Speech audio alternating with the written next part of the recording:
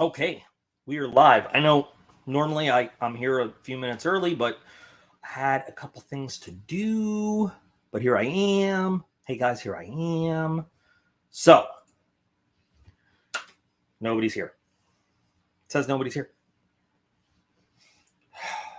I finally got a really good question for military Q&A, and I want to talk about it with you guys. Why am I lopsided? I'm lopsided. One person's here. I wish it told me who's here. Oh, I'm here. That's what it says. I'm here. I'm the one person that's here. I got actual cool stuff to do this tonight. So, you know, we'll see what goes on.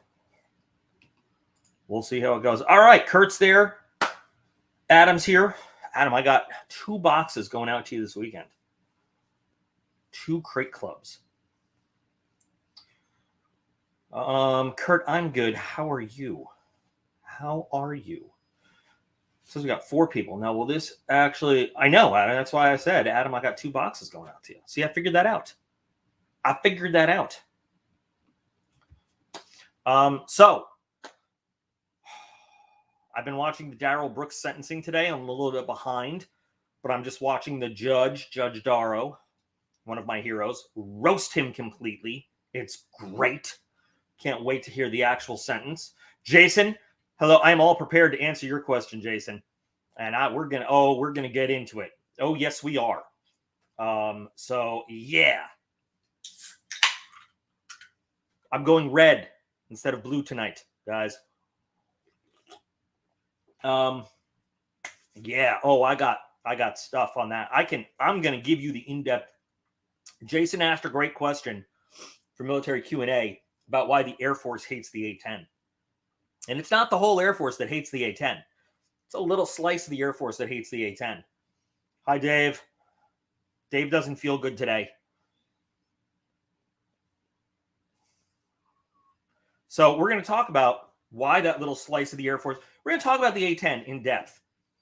We're going to talk about why the A-10 exists, how it almost went away, how it was saved, and why there is a portion of the Air Force that does hate the A-10, but why most of the military loves the A-10.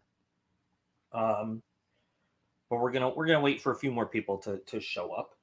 I got some cool new stuff to tell you is coming to the channel soon. Couple sneak peeks as we go. Couple projects we're going to be doing.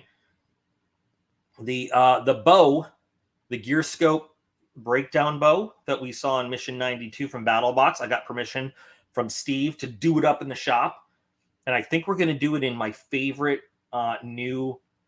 I put it on Instagram today. Veil Reaper camo. I think we're going to do it up like that. It's going to look really good. Yeah. Yeah. You've never met anybody on the ground that hates the A-10. No, never one.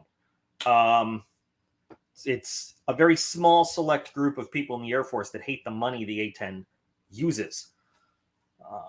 So I am a personal until my second tour in Afghanistan. I was not I knew the B-1 was a thing. The A-10 is great. Yes, is a great platform for close air support. But I'll tell you what, I am in love with the B-1 and what it can do for CAS, for close air support. And we used it in Afghanistan. We didn't really use it in Iraq in a close air support role, and I don't know why. Well, I do know why. Because traveling into Afghanistan required a long transit of something called... Anyway, we needed the gas and the payload that the B-1... But the B-1 is a monster at close air support, and you wouldn't think that, but it is. And I loved calling in B-1s and working with them. And seriously, those guys can fly the B-1 like a fighter. At low altitude, the B-1 can handle like a fighter. It's amazing. We do SIGs all the time. Like that's one of the main things we do. So just, call us or email us or whatever, and we'll get it done. Another Patreon dude, Robert, just had us do his Scorpion. I got him a 10% discount on the whole thing, and yeah, he did a Hydro. Well, Kurt, yes, you're right. The A-10 was actually originally designed to. This is a true story. A lot of people think the A-10. This is the story that the A-10 was designed for close air support. The A-10 was designed to kill tanks and also do close air support, but it was designed with its primary focus on killing tanks. We're gonna do the whole story on it. We're gonna do the whole story on it. Mr. Alexander Black, how are you? Lethal Lovato 26, how are you doing? What is up? So we are going to get into that thing about that question about why does the Air Force hate the A-10. I'm going to tell you all about the A-10, where it came from, why the Air Force has it, and why there is a section of the Air Force that hates it. But I want to give you some updates. So, got a new knife from Olight, the Rubato 2. You're going to see a full review on this thing, but I'm just going to tell you right now, I absolutely love this knife. I've been carrying it for 2 days now, and it has actually. Hey Kevin, what is up? This guy has kicked the giant, the Ace, the giant mouse, out of my pocket for the last 2 days. It is absolutely amazing. I love it. And Olight's having a Black Friday sale coming up, and you'll hear more about it. Craig, what is going on? So I was not actually TAC P. I was something different. I had my JTAC qual, but I was not a TAC P. I was something called a weapons director, which is different. And we do a little. I'll have to do a whole video just on on the difference between. So yes, we work in. How do I describe the difference between us and TAC P? TAC Ps are exclusively dealing with the end run, drop the bomb control. Okay. Weapons directors, we can do the same kind of procedural control, but we can also do air-to-air engagements. We can do airspace control. It's a bigger slice of the pie, but we can also do that. Target talk on. We have now TAC P can go to weapons school, but we were the original enlisted guys going to weapons school. We were the first enlisted career field to have a patch awarding weapons school program. And so it's different. So we're a different breed than TAC P. What we traditionally do well, see, I can't say that because we've been rewriting the book ever since the War on Terror. What it used to be was we were what we call GCI, ground control intercept. So we are directing fighters to intercept enemy aircraft. We started doing air-to-ground work with the start of Iraq and Afghanistan because, well, as you know, there just wasn't enough people to go around. So we started developing an air-to-ground warfare element to our career field. I wasn't in the Air Force yet when that happened. I ended up in that job because as I was doing the PJ thing, I broke my leg, and there's a whole blah, blah, blah story to that. And they ended up rolling me into this career field, which was awesome. So anyway, I'll have to do a whole video. I might just do a Patreon only video explaining this all. And then, you guys can tell me if it's something that the rest of the channel would like. So we have positions inside the air support operations, inside the ASOC, working directly with TAC P, alongside of them. We have positions working in our own units, air control squadrons, forward deployed, with our little, kick them out of a, C-17 or C-130, little control units. We can work in even farther back in there's just different ways that we operate depending on what your specialty is. So I'll do that at a later point. So anyway, so I've got a full review on the new O knife. I love it to death. Rovivon sent me this A28, which for the size of this thing and the weight, this thing's amazing. So this is coming out. Olight has sent me some other stuff to get ready for their Black Friday sale. For the other channel, for Air Force Builder, I've got some cool progress on this little guy, which you guys haven't seen yet. This bizarre red to pink color shifting. Trust me, this will make sense when I'm done. But lots of stuff going on. And I just got the barrel and blade knife of the month. And here's a hint. It's something we've seen before, but it's something I really like. And it's a fixed blade. So that's all you get. That's all you get. How important is towed artillery in the age of mobility and precision weapons? This is a good question. So I'm going to answer this one before we get to the A-10. And towed artillery still has a huge place because you mentioned the age of mobility. The M109, which is our self-propelled artillery system, is incredibly heavy. It's very heavy. We are not at all depleting our artillery shell stocks. We have literally millions of artillery shells. But towed artillery is very important because, number one, they can fire all the same precision shells that the M109 self-propelled artillery system can, but they are much lighter. They're actually much more mobile than a heavy self-propelled. So a self-propelled artillery unit, basically, it looks like a tank, but it's not a tank. It's on tracks. It has a turret, has an incredibly long gun tube sticking out of it, but it has zero armor. It's an aluminum shell, and it can self-propel. That's what we call it, self-propelled artillery. It can move around. It has GPS. It's like the most modern version. The M109A7 is incredibly accurate. Can fire GPS and laser assisted shells, but it is incredibly heavy and slow. Towed artillery can be as accurate, depending on the things that you have with it, but it's much lighter, can be parachute dropped.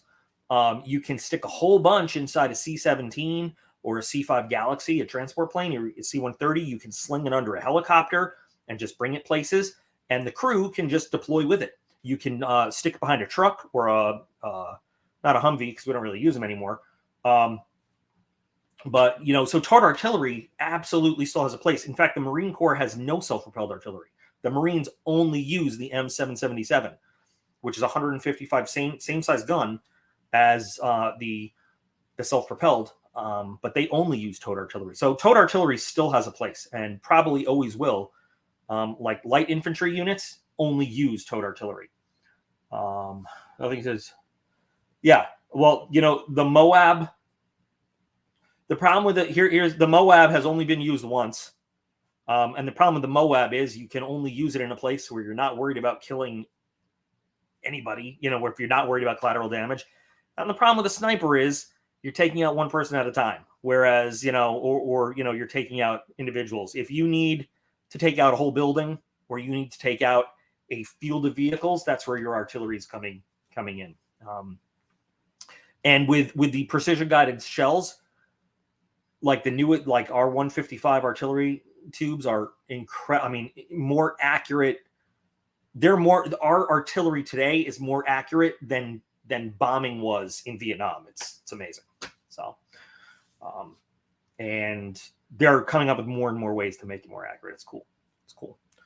So, we're going to answer a question that was asked beforehand.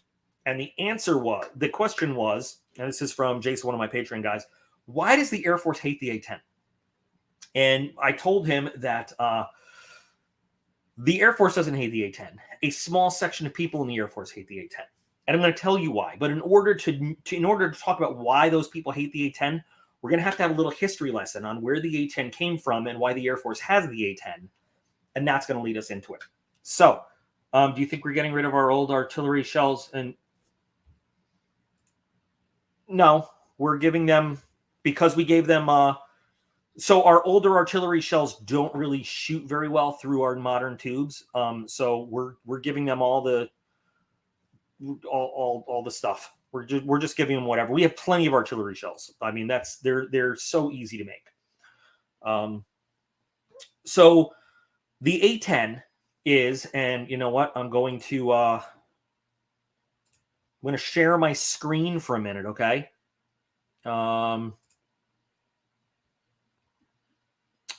Okay, share screen. Hang on. So in case you don't know what an A-10 is, here's an A-10. This is what we're talking about. A lot of people call it the Warthog, but its actual name is the A-10 Thunderbolt II. It's built by Republic Aviation. Well, it was built by Republic Aviation. That doesn't exist anymore. It's named after the P-47 Thunderbolt. The reason is that it's named after is because both aircraft are incredibly tough, incredibly hard to take out of the sky. So it's the A-10 Thunderbolt II. These ones happen to be from the the famous Flying Tigers, the 75th Fighter Group. You have here one from the 74th and the 75th Fighter Squadron, which are the two squadrons in that group. Both squadrons that I have worked with in my career. So a lot of people say it's a very ugly plane. It's a very unique looking plane for a reason. But this is the magical A-10 that we're talking about.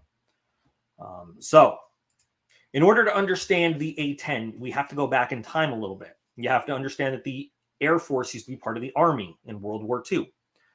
Well, from its inception, it was part of the Army. First, it was part of the Signal Corps. Then it was the Army Air Corps. Then it was the U.S. Army Air Forces. Then in 1947, the Air Force, with the National Security Act of 1947, the Air Force became its own service. Now, there was this big meeting in 1948, and they signed something called the Key West Agreement. And the Key West Agreement basically then said, okay, after this big war, this is the responsibility of all these different services.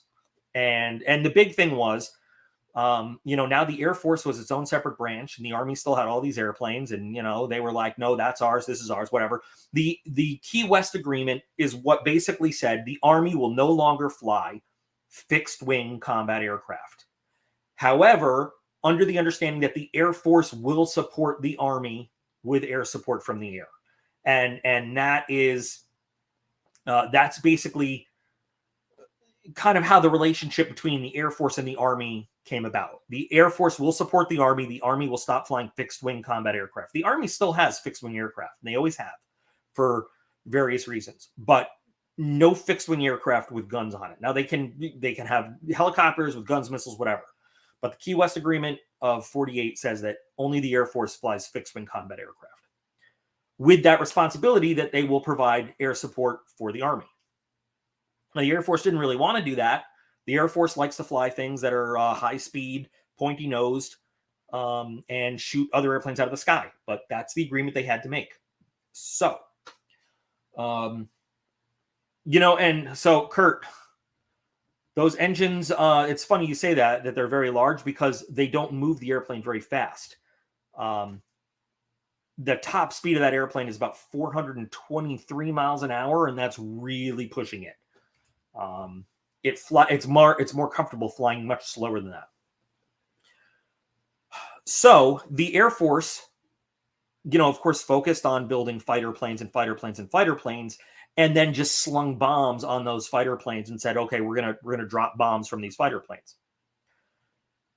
It was a real Cold War thing when we were facing down the Warsaw Pact, and they came to realize that really, the Soviet Union and the Warsaw Pact, if it came to all-out war in Europe, outnumbered NATO in terms of tanks and armored vehicles by about 12-1 in the 60s. And the Army and the Air Force got together and said, listen, we need to do something. We need to come up with a way to start neutralizing these tanks.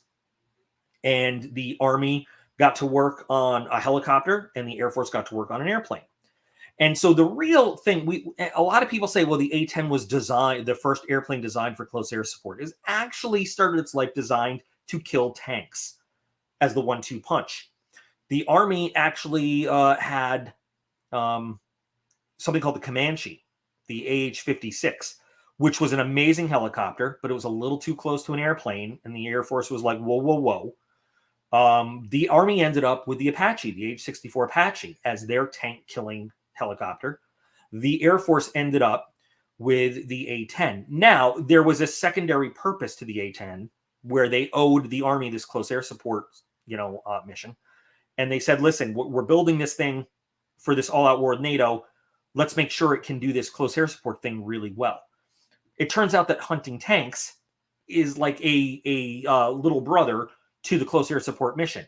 They both are kind of the same thing. They have to mix it up around friendly forces. And when are you going to be killing tanks in World War III? Probably when they're shooting it out with good guy tanks. So the tank hunting, killing, and close air support missions are really the same. So that plane, the A-10, was designed to fly around a battlefield low and slow and kill tanks.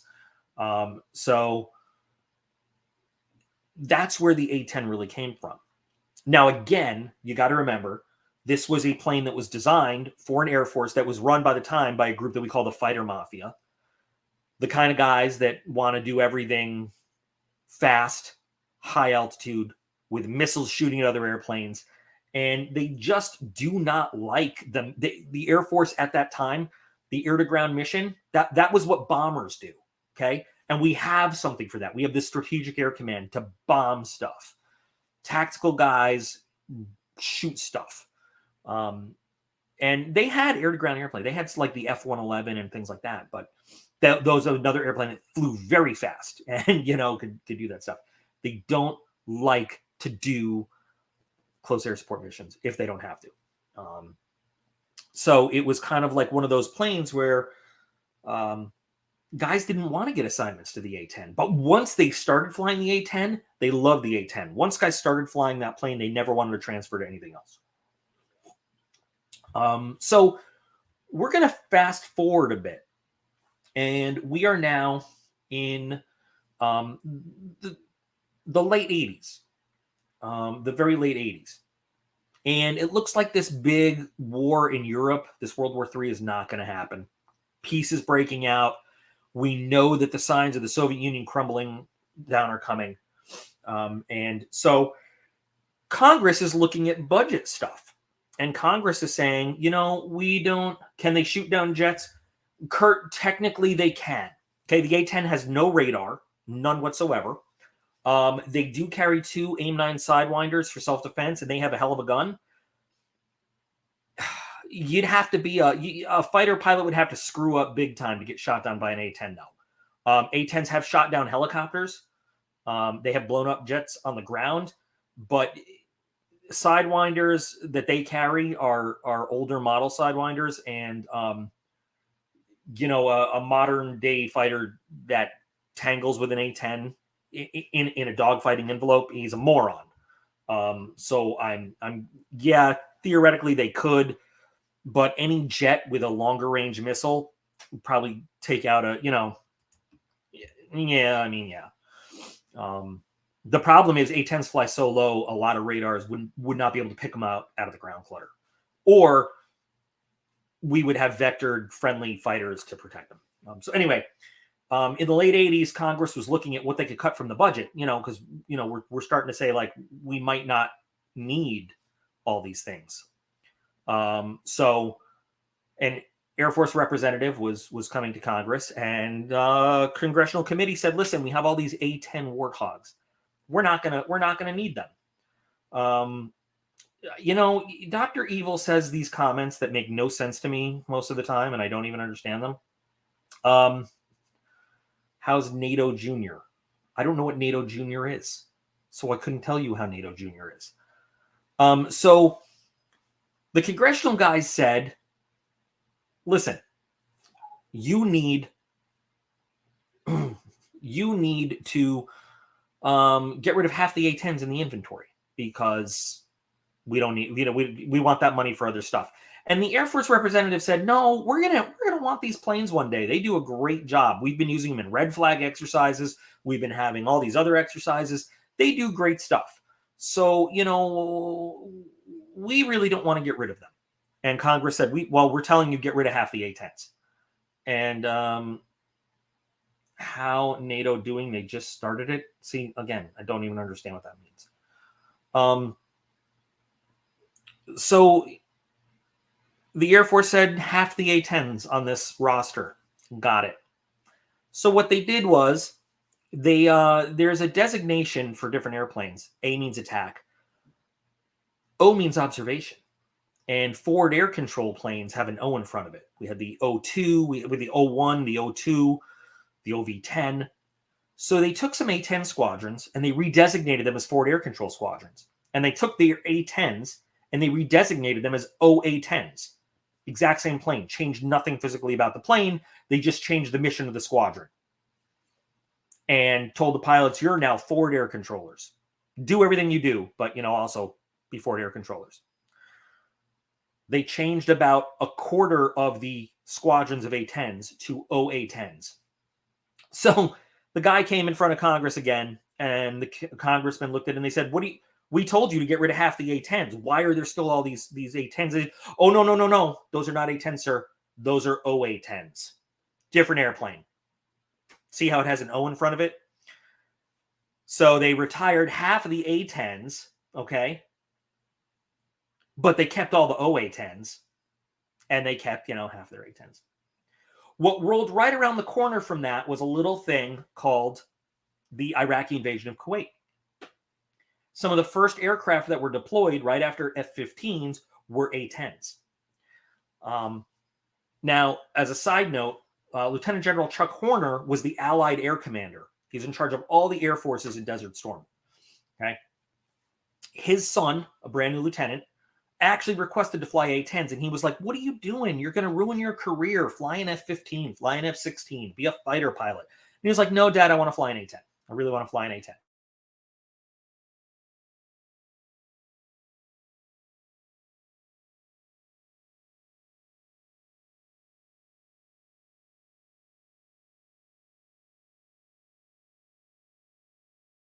Guys were there, and man, we had a lot of A-10. We're now facing in the desert the fourth largest army in the world. Now, remember, we didn't know that Iraq sucked then. They had one of the most massive armored formations in the world, so we stacked A-10s all over the place. And when that war started, that was when the kill box system, we still use kill boxes as geographic references in the desert. We let the A-10s loose, and we said, listen, this is your kill box. 30 by 30 nautical miles, wipe out any target you find in it. And the A-10s went hog wild. The A-10s were superstars of that ground war. Not only did they provide close air support when needed, because they had endurance, because they were able to fly lower and slower than most planes, they were able to find, camouflage positions. They were able to tell the difference between decoys, because the Iraqi army used a lot of decoys. They were able to find the difference between decoys and real targets. They were able to do a lot of work that some of the higher, faster moving aircraft like F-15s and F-16s, F-15E Strike Eagles and British Tornadoes and other stuff just couldn't do. And they actually were superstars of that war. You don't hear about it very much. So much so that General Horner paid a special tribute to the A-10 guys at the end and said the A-10 really won this war for us, the ground war. Okay. So, and his son was like, I told you so, you dumb general. So the A-10 got a little reprieve, and they were like, thank God we had the A-10. Around this same time, though, okay, this is when, and I know this is a rambling story, but this is the thing. This is when we were developing the B-2 stealth bomber came out in 1989. This is when we started a program called the Advanced Tactical Fighter Program. This is what would end up being the F-22. This is when the Air Force started saying, okay, we need all dollars we can. And this is why the congressional guys were trying to cut a lot of stuff from the inventory. This is why the congressional guys were saying, we need money. We want to build these new super fighters. And,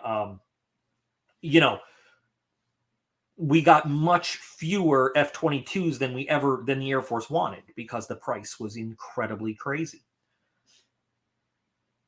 So, of course, after Desert Storm, then Clinton came into power and he started slashing military budgets left and right. And what came on the chopping block again was the A-10, because people forgot that it did a great job in the desert. And they were like, well, we're never going to need this tank-killing close air support plane again.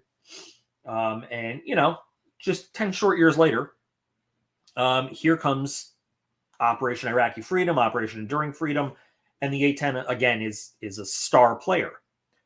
But here comes, we need a new tanker plane, the KC-46. Here comes the F-35. Here comes new drones. Here comes all this stuff that the Air Force wants to spend money on. Now, another side note. When you're a general, the way you get promoted or the way that you get a high-paying job in the defense sector is to have pushed through a program and say, my program was totally successful and we did this and we do that. So if you're in charge of a program, let's say you're in charge of developing something for the F-35 and it doesn't go through, you don't get that next star. Or you don't get picked up by Lockheed Martin or, Northrop Grumman. So when you need money to make sure that your program goes through, you look for a cheap, easy target and you try to get rid of it and take its money. Now, the A-10 does take a lot of maintenance because it is a son of a bitch airplane that takes a lot of abuse. And it is not stealthy. It is not fast. It does not shoot down other airplanes. And it is not a multi-mission plane. It is a one-trick pony. It blows up stuff on the ground. Now, that's not to say it can't do multi-mission sets. It can do search and rescue. It can do non-traditional intelligence, surveillance, and reconnaissance. It can do interdiction. It can do close air support, but it does everything in an air-to-ground environment. Unlike, say, the F-16, which can do air defense. It can do combat air patrol. It can do bombing. It can do multiple things. A-10 is just one air-to-ground environment. So the A-10 is not hated by the Air Force, but it is an easy target, and it's hated by people that hold a lot of rank who want to get rid of it because they want the money from its maintenance. Okay, so the Air Force, in terms of money they spend, the highest budget when you break down the Air Force is personnel is the number one thing. Paycheck, medical care, food, housing, that's the highest budget item for the Air Force. The second highest budget item is maintenance of aircraft. Okay. It's actually not purchasing new airplanes or weapons or anything. It's paying for all the people, and after that, it's maintenance for the aircraft. So, yes, for a long time in the 2000s, there was a huge purge of personnel because they were like, well, if we just stop paying people and we stop doing this, and the Air Force, they were always saying, do less with more. No, do more with less. And there were, I mean, it was the manning problems in the Air Force were huge. And people were just burning out because they were just cutting anyone and everyone that they could. They had like a purge of personnel, especially officers, because officers get paid the most. They got rid of a ton of pilots, and then they had a huge pilot shortage, of course, and they had to give like $100,000 bonuses to keep pilots in. But enlisted guys, a lot of enlisted guys, it was a one mistake Air Force. You got in trouble one time and you were getting kicked out. And it was bad. It was like we called it, I mean, it was promotions. We called it the Hunger Games. Like you had to stab other guys in the back to get your promotion for a long time. So anyway, the A-10 is hated by a lot of higher up people because it's not a fighter, because it's not stealthy, it's not high tech. It is intentionally very low tech because the more complicated you make an aircraft, the more chances there are to go wrong.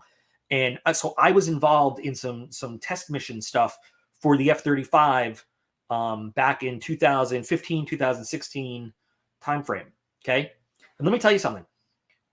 Yes, full systems integration is great when it works. That means that like all the systems talk to each other and you have full situational awareness, blah, blah, blah. What it also means is when you never have just one system failure. So we had missions all the time where we were trying to, do stuff with the F-35. When one black box breaks because everything is fully system integrated, it's like dominoes. Everything breaks. There was evil, dirty words was CNI failure. Communications, navigation, instrumentation. What can you do with a fighter plane when you have no communications, no navigation, and no instrumentation? And this is what I'm saying. You just, like on other airplanes, like you might lose your radio, but you can still fly that plane. You can get where you're going. You can read your instruments. Maybe your cockpit instruments go out. Okay, that's an emergency. But you know what? You can talk to your wingman. You can, use your navigation stuff, whatever. On the F-35, when you have a CNI failure, that jet is dead. It does nothing.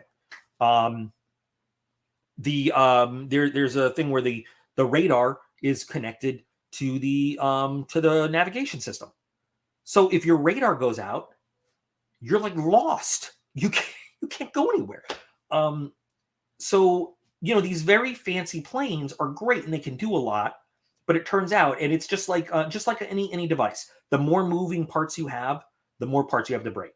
The A-10 has as few moving parts and as little technology as possible, so that when it's in combat, if it takes damage, there's less technology. It relies on good old-fashioned systems.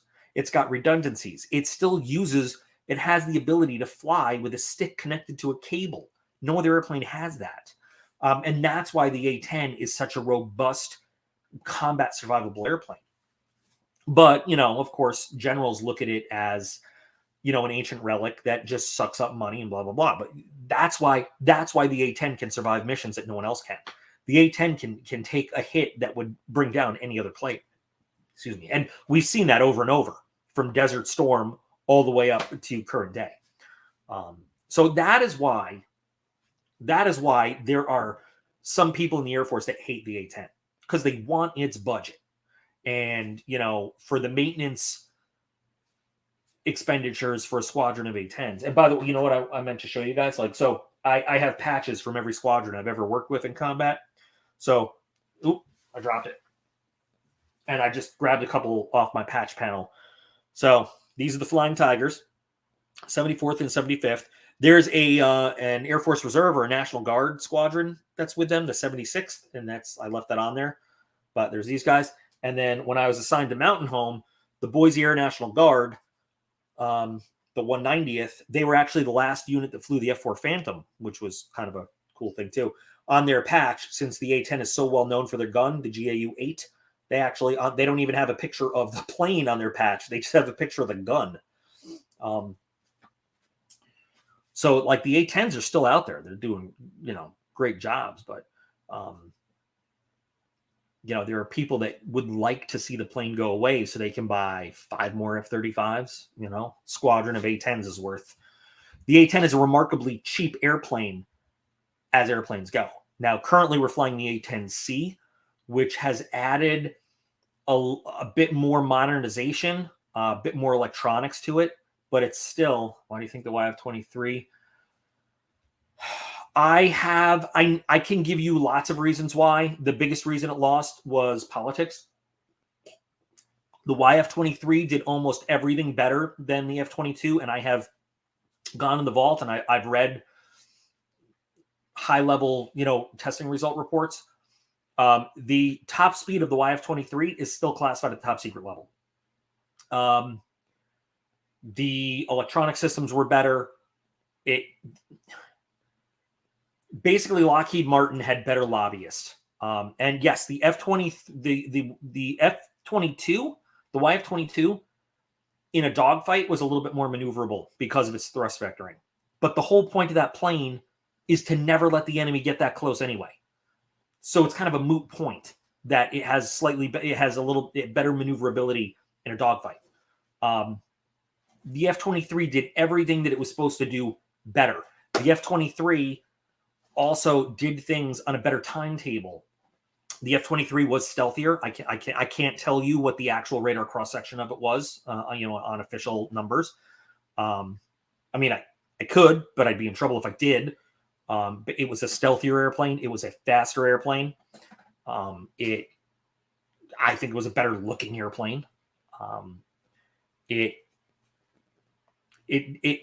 But you know what? Lockheed Martin,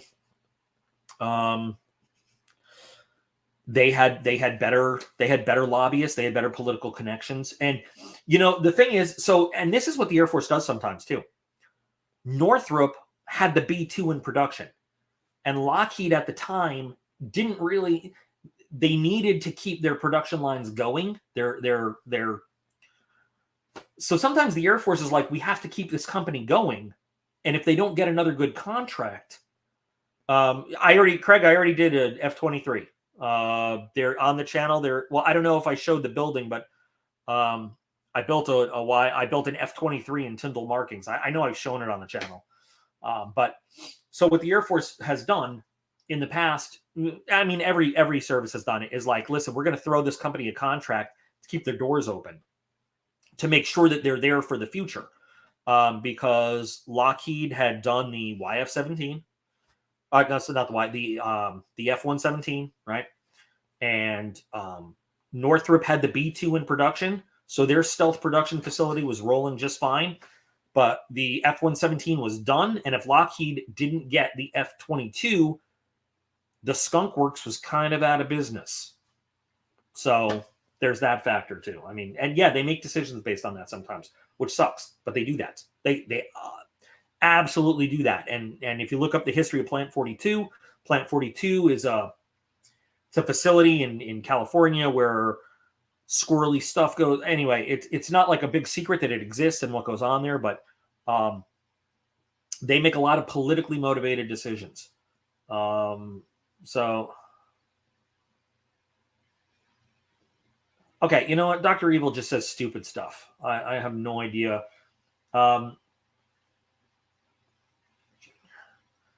Let's look at the wonderful.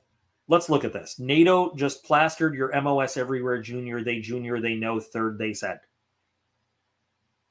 That is. Somebody translate that for me.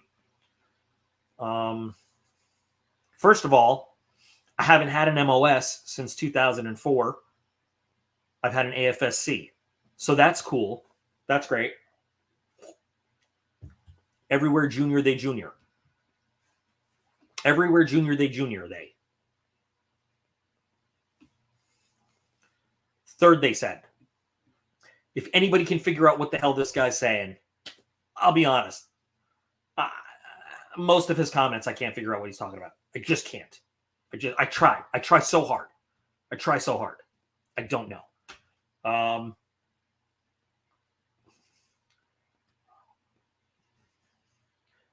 If NATO wants to plaster Tango 1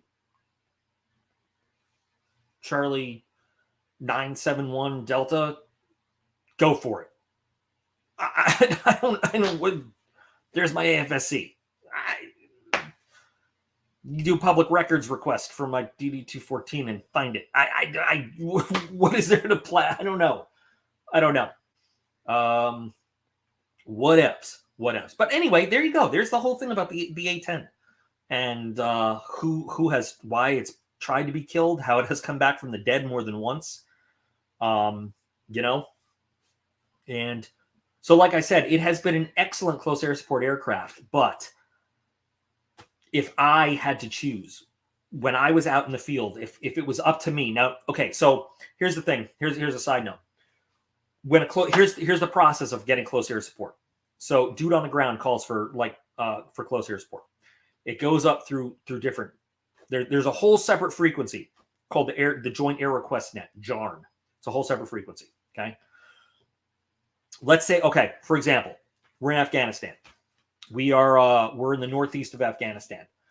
There's a what we call an AOR frequency. Everybody in that whole area listens to it, so that everybody knows what's going on.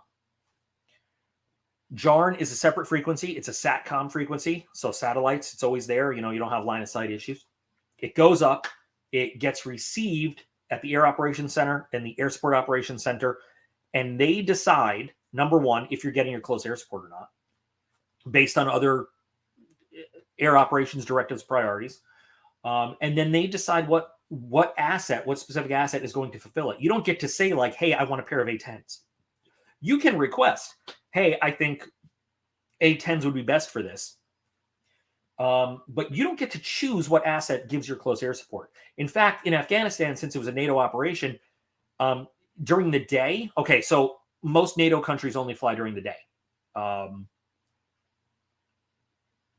Kurt's daughter, are you done? Have you returned from, are you fully, Marine ready? Are you Eagle Globe and anchored? Welcome to the chat. Welcome. It's great to hear from you.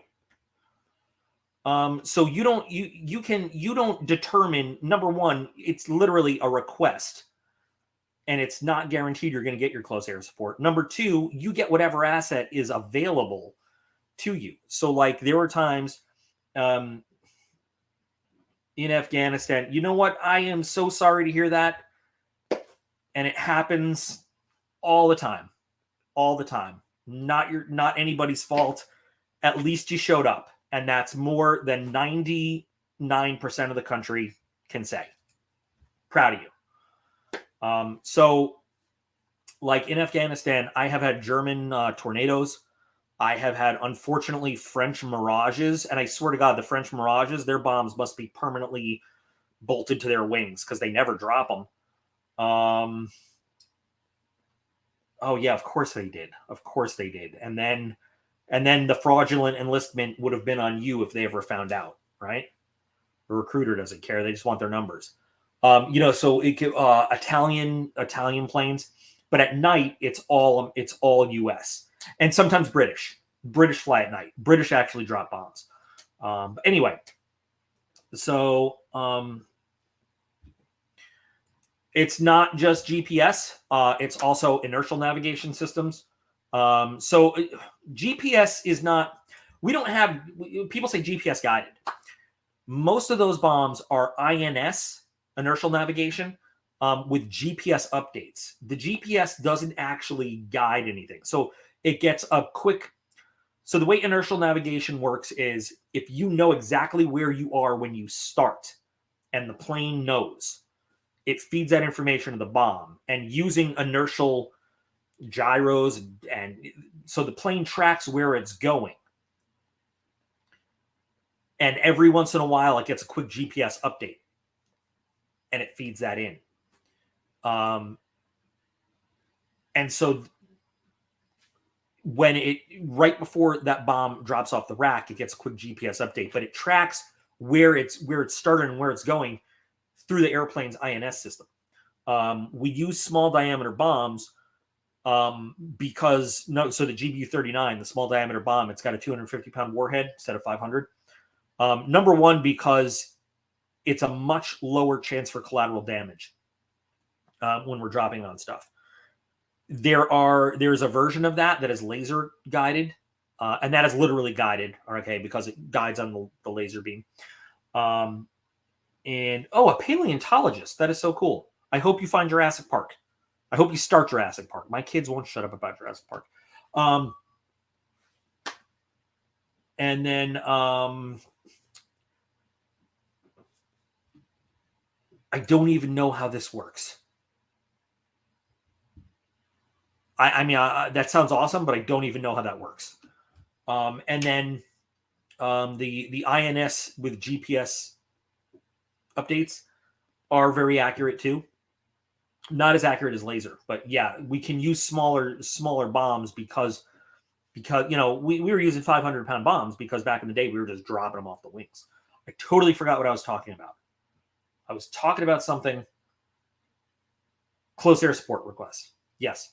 So anyway, my point was so then you get whatever's available, and if it's A-10s, it's A-10s. If it's F-16s, it's F-16s.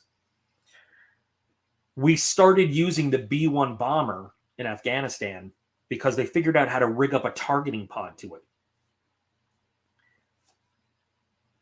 The B-1, like I said earlier in the stream, at low altitude, that thing has the speed and the maneuverability of a fighter plane. It also can carry the heaviest bomb load in the U.S. fleet. If it's loaded out fully with 2,000-pounders, it can carry 24 2,000-pound bombs. In Afghanistan, routinely, it carried 36 500-pounders, split up between JDAMs and laser-guided stuff. Can you imagine the hell and destruction that 36 500-pound bombs can rain down? And that is more than anybody else. And nobody, by the way, nobody in Iraq or Afghanistan ever took off with their max bomb load because it burns a lot of extra gas, kills your loiter time. And if you do go down for some reason, you go down with all those bombs. So usually, even an A-10 that can carry more armament than a B-17 from World War II, they'd go up with like a total of between 2 and 4 bombs, and the gun, just because if they had to use them, usually most people that fly in Iraq and Afghanistan don't drop a single thing on a mission, unless they're going after a deliberate target. If they're going up on what we call XCAS, which means they're just waiting in case somebody needs close air support, they usually land with whatever's on their wings anyway.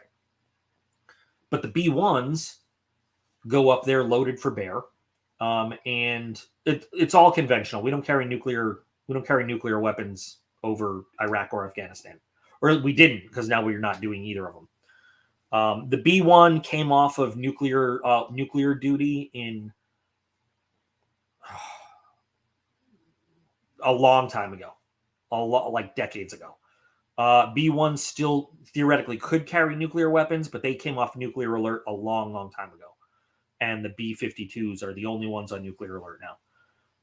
B-1s were on nuclear alert in a few places for a while, but they picked up a tactical mission because they're just more valuable that way. So I would always request if there was so troops in contact is a tick, not tick leads to CAS. I would always request a B-1. I would just say, if there's a bone up, give me a bone up. I want whatever B-1 is in the sky. I have no idea. You know what? I have no idea how many nuclear weapons the U.S. owns between tactical and strategic warheads. I would venture a guess that it's somewhere in the realm, somewhere between 5 and 10,000. But I have no idea. I have no clue. We have enough to destroy the world probably 5 or 6 times over. I mean, we have ridiculous amounts of nuclear warheads. We have nuclear warheads that are so cool that we can actually decide what the yield is. Like we call it dial yield. There's a literal dial where you decide when that thing goes off, how big is the bomb or how small is it? It's really cool. It's not cool because you should never use a nuclear weapon. It's terrible. But, back in the day, it was like, this is the bomb. It goes off this big. But we can actually set the nuclear warhead from like minimum to whatever size it is. And I don't know how they do that stuff. But we do still have, like at Mountain Home, because we had F-15E Strike Eagles. It was never talked about, but any base that has F-15s always has B-61 nuclear warheads on hand, because the F-15 is capable of taking off and tactical striking whenever. And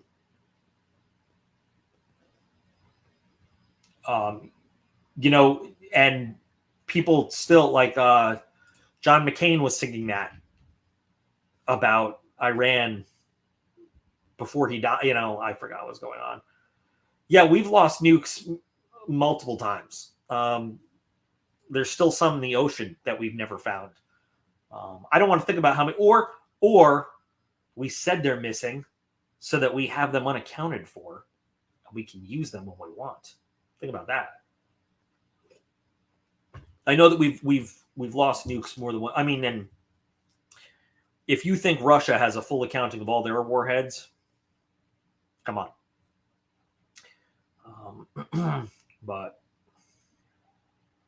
anyway, the whole close air support is the process of close air support and making it, like when I was in the Army, I honestly thought that there's just like, A-10s are just there. You get on the radio and you're like, broken arrow. So broken arrow actually means that there's a ground unit about to be overrun. I don't know how broken arrow people came to mean missing nuke. If I heard broken arrow on a radio on the ground, that means that there's a ground unit about to be overrun by the enemy, and it's a big priority. So I don't know.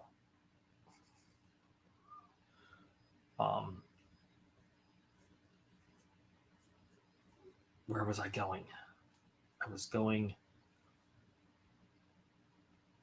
somewhere. Oh yeah, more close air support stuff. So yeah, when I was in the Army, I just thought like you get on the radio and you're like, I need support, and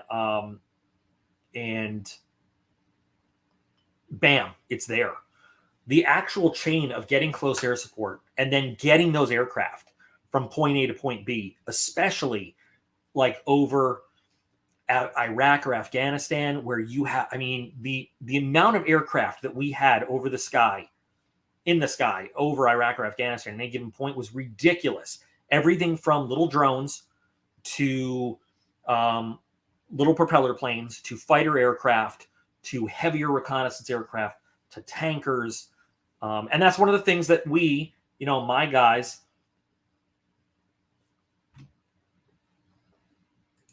this guy's a fucking idiot, whoever he is. I have no idea. I have no idea who this idiot is.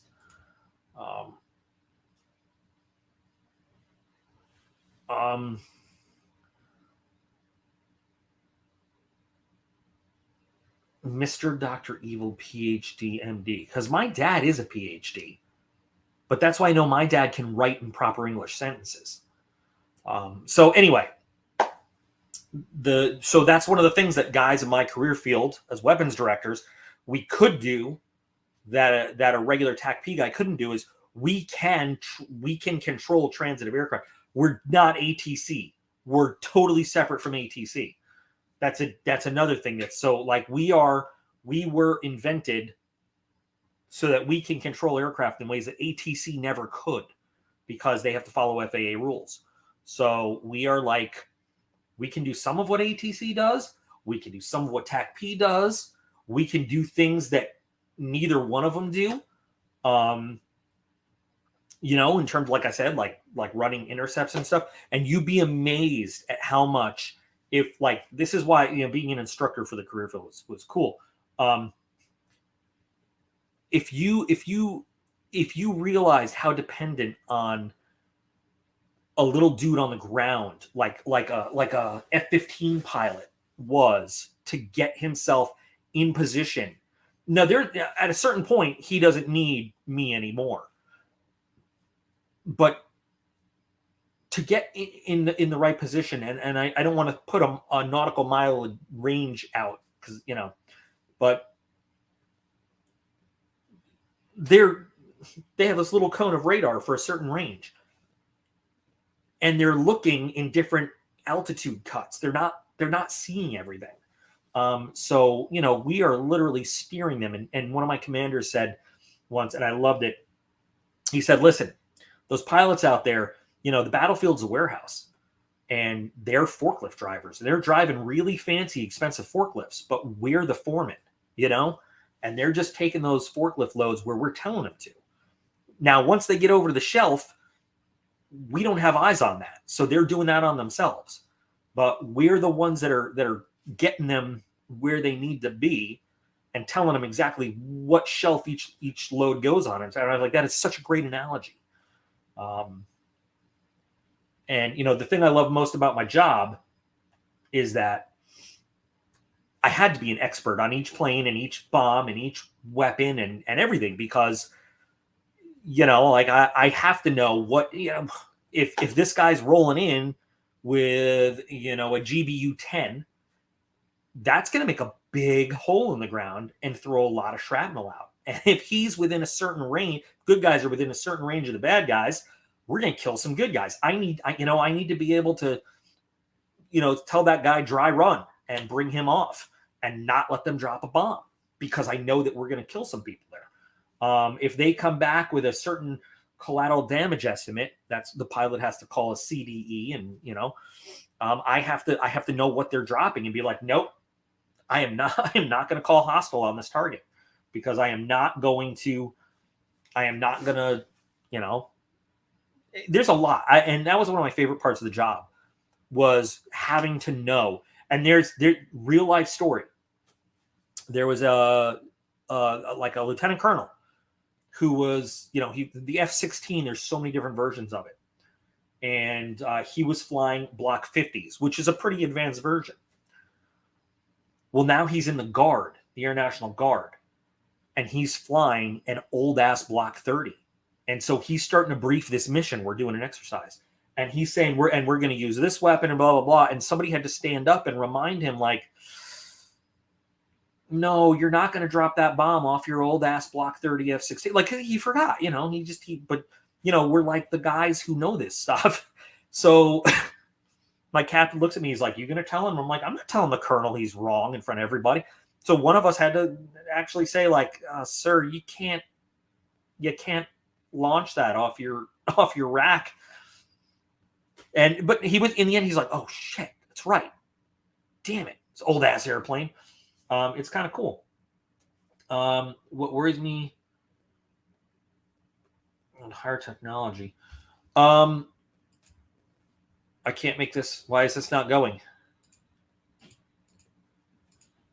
Well, this is not showing the comment, but I don't think we're going to lose. The thing is,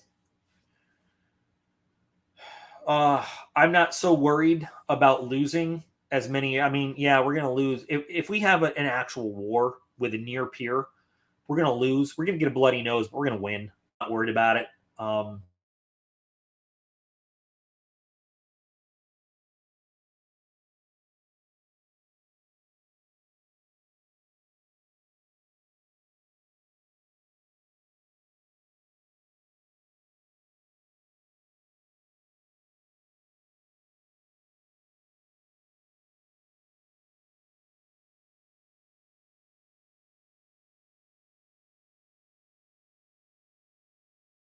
Am I still here? I am still here. Sorry, the internet sucks tonight. I was saying I'm not so worried. If we have to find a near peer, if we have to fight a near peer, we're going to get a bloody nose, but we're going to win. If we have to fight China or Russia, unless it goes nuclear, we're going to win. But we're going to get bloody. It's going to hurt. The problem with this is that the tooling for things like the F-22 doesn't exist anymore. It would take us years. And this is a valid comment. I'm not saying you're wrong.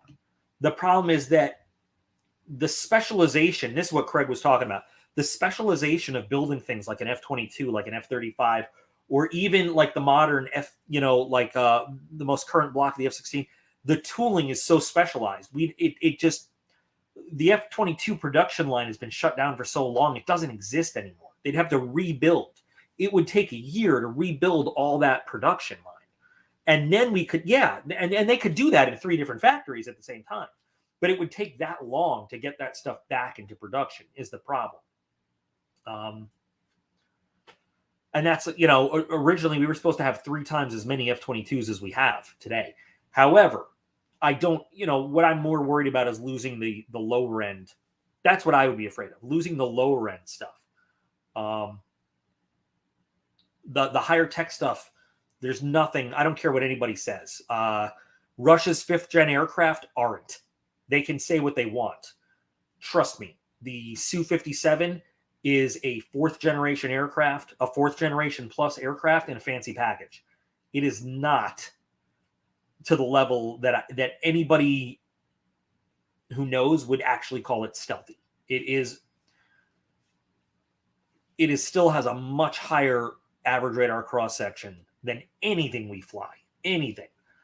Tanks, absolutely. We would be good because we still have the Abrams production line going. We still have we have lots of stuff going right now.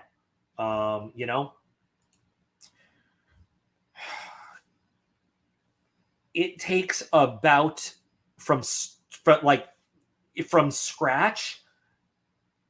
It takes about a week to build an Abrams if you have the sub part, the sub assemblies lying around. If we ramped up to wartime production, you could probably build a tank in a day, maybe 2 days. But again, things come into the factory in sub assemblies already from different subcontractors. If you had, That's what I'm saying, though. Like, if we ramped up production, they could probably get the stuff in there and they could crank out that production line running 3 shifts, 24 hours a day. They could probably crank out a tank every 2 days, maybe even a tank a day. And they could open different production lines too.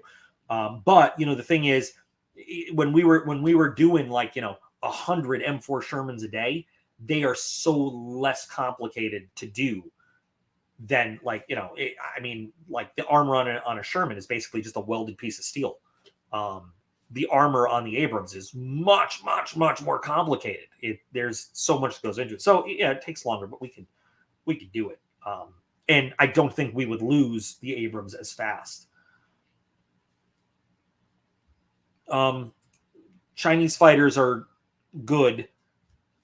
They're not as good as ours, and the thing that we have on them, even though China has some long-range missiles. We're afraid of some of their air-to-air missiles, but we also have better tactics. That's the thing. We have tactics. We know what their missiles are capable of. They don't have, I don't know how to say this in the right way. The AMRAAM might not have the same range as like the PL-12 or the PL-15, but when you get it into the firing envelope, it is a better missile. And we also know how to kinematically defeat. We know how far we can go before, and get away before that missile can even reach us. So we can make them waste those missiles and then get to where so China is a better air threat than Russia is, but we're still not that afraid of them. Oh my God. But we've been going for over an hour. So I need to go spend some time with the boys, and I need to go spend some time with the giggles. I love talking about this stuff though. I will answer questions like this for you guys all night. So if you want to do this again next week, you guys think of some things you want to talk about and lay them out ahead of time, and I'll be ready for them and stuff like that. But there'll be some cool videos posting. And hopefully we'll get going. But anyway, thank you guys for joining as usual. I love doing this and interacting with you guys, even Dr. Evil, who I don't understand what he's saying half the time. He's a cool dude. And check out Air Force Builder, because we'll have cool stuff coming on that channel this week, some more projects. And Craig, I will get that Christmas video up and running by this weekend. I've been working on it. It's a long video, man. So I have to do the editing, but I'm working on it for you. So remember that you guys are all absolutely awesome, and I will see you guys again real soon.